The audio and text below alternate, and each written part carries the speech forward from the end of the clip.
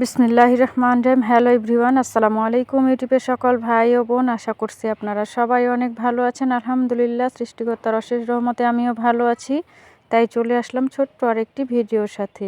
আশা করছি আপনারা সম্পূর্ণ ভিডিওটির সাথেই থাকবেন। আর সকাল সকাল আজকের ভিডিওটি আমি শুরু করেছি। তো সকাল সকাল চলে আসলাম কিছু বাজার নিয়ে। আমার হাজব্যান্ড কিন্তু কালকে রাতের বেলা যে বাজারগুলো নিয়ে এসেছিল সেগুলো কিন্তু গুছাই নিয়ে ওভাবেই ছিল।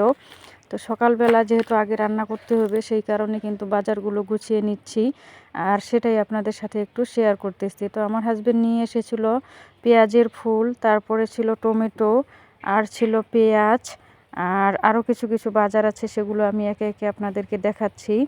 তো সবগুলো কিন্তু পলি ব্যাগের মধ্যে ছিল, তো সেগুলোই কিন্তু আমি এখন গুছিয়ে নিব। গুছিয়ে নেওয়ার পরে কিন্তু রান্নাটা করে নিব। তো রান্না করে আবার ছোট্ট মেয়েকে নিয়ে যেতে হবে, ওকে যেহেতু মসজিদে ভর্তি করে দিয়েছি। সকাল সকাল রান্না বাড়ার কাজটা করে নিলে সারাদিনে অন্যান্য কাজগুলো খুবই তাড়াতাড়ি হয়ে যায়। আর আমার বড় মেয়েও কিন্তু 10টার দিকে মাদ্রাসা আছে, আর আমার ছোট্ট মেয়েটাকে তো এখন নিয়ে যেতে হবে, ওকে নিয়ে ওখানে বসে থাকতে হবে। তারপরে ওকে একেবারে নিয়ে আসবো, 10টা বাজবে। আর এই জন্য আমাকে কিন্তু সকাল সকাল রান্নাটা করে নিতে হবে ওকে নিয়ে যাওয়ার আগেই। সকালে রান্নাটা হয়ে গেলে কিন্তু এদিকে আর আমার কোনো সমস্যা হবে না, না হলে আবার দেরি হয়ে যাবে। কয়েকদিনে কিন্তু অনেক বেশি ঠান্ডা ছিল, সেই কারণে কিন্তু সকালবেলা রান্নাটা করতে একটু দেরি হয়, কোনো সমস্যা নেই শীতের কারণে। আর এখন কিন্তু কয়েকদিন থেকে কিন্তু প্রতিদিনই রোদ উঠতেছে, অনেক ভালো লাগতেছে, কাজকর্ম করতেও ভালো লাগতেছে, সব কিছুই ভালো লাগতেছে। তো সেই কারণে কিন্তু সকাল সকাল আগে রান্নাটা করে নিই, নেওয়ার পরে অন্যান্য যে কাজগুলো আছে সেই কাজগুলো কিন্তু করি।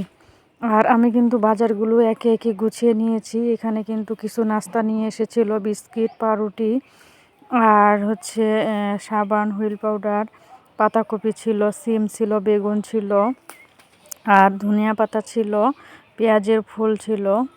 তো এগুলো হচ্ছে আমাদের টুকিটাকি কিছু বাজার। আমরা কিন্তু একেবারে অনেকগুলো বাজার করি না কখনোই, আমরা যা পারি হালকা পাতলা এভাবে বাজার করি। তো আমরা কিন্তু সপ্তাহে 2 দিন বা 3 দিন বাজার করি।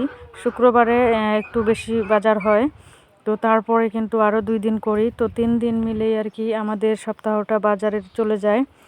তো শুকনো যেই জিনিসগুলো লাগে সেগুলো কিন্তু শুক্রবারেই আমরা করি। আর অন্যান্য যে কাঁচা সবজি আছে সেগুলো কিন্তু সপ্তাহে 3 দিন করতে হয়।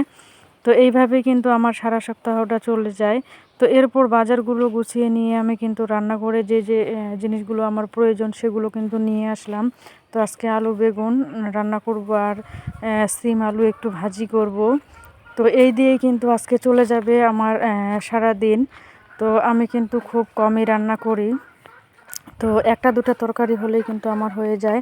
তো রান্না বান্না শেষ করে মেয়েকে তো নিয়ে গেছিলাম মাদ্রাসায়, ওখান থেকে আসলাম, খাওয়া দাওয়া করেছি, তারপর কিছু কাজ করলাম। করার পরে আজকে এখানে যাওয়ার ছিল, তো সেইখানে কিন্তু গেলাম। আমার ছোট্ট মেয়েটা একটু কিভাবে হাঁটতেছে আপনারা দেখতেই পেয়েছেন। তো তারপরে সেখান থেকে আসলাম, আসার পরে এখন কিন্তু মাগরিবের পর।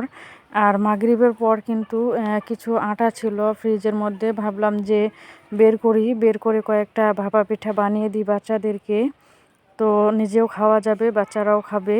তো সেই কারণে কিন্তু একটু আটা ঝুরি করে নিয়ে নিলাম, অল্প একটু। তো ঝুরি করে নিয়ে কিন্তু ম্যাজিক চুলার মধ্যে আমি ভাপা পিঠা বানাচ্ছি এখন। তো আমার শ্বশুর আব্বাকেও কিন্তু দিতে হবে। তো সর্বপ্রথমে কয়েকটা ভাপা পিঠা বানিয়ে আমার শ্বশুর আব্বাকে আগে দিলাম। আমার হাজব্যান্ড তো বাসায় নেই, ও তো আসতে অনেক রাত হবে। তো যাই হোক, আপনারা আমার এই ছোট্ট ভিডিওটির সাথে যারা আছেন আপনাদেরকে অসংখ্য ধন্যবাদ। আর যদি ভিডিওটি ভালো লাগে অবশ্যই আমার এই চ্যানেলটি সাবস্ক্রাইব করে পাশেই থাকবেন। আর অবশ্যই আপনার সুন্দর মতামত আমাকে জানিয়ে যাবেন, আর সামনের দিকে এগিয়ে যাওয়ার জন্য একটু অনুপ্রেরণা দিবেন।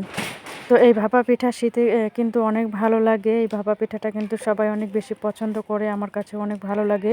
তো কেমন হলো সবাই জানাবেন। আল্লাহ হাফিজ।